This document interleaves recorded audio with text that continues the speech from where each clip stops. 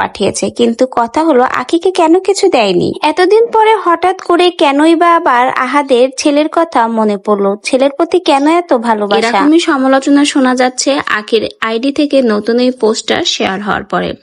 অনেকে এই পোস্টটা দেখে বলেছে আহাদ এসেছে নাকি আখির ছেলেকে ঈদের শপিং করিয়ে দিতে এবং তাকে টাকা দিতে। আবার অনেকেই বলছে এটা সম্পূর্ণ ভুল ধারণা, আহাদের মজা নেওয়ার জন্য এবং তাকে অপমান করার জন্যই এই রকমের পোস্ট শেয়ার করেছে আখি। এখন কথা হলো কি পোস্ট শেয়ার করেছে যা নিয়ে সোশ্যাল মিডিয়াতে এত সমালোচনা শুরু হয়েছে।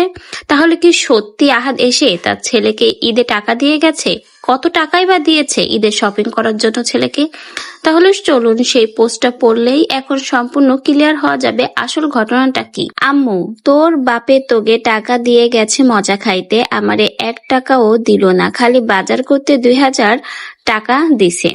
আমি আব্বু ভালো কইরাই জানে তুমি বাজার করার টাকা থেকে মাইরা দিবা, তাই দেয় নাই। এই পোস্টটা কিন্তু একটা ইঙ্গিতমূলক পোস্ট।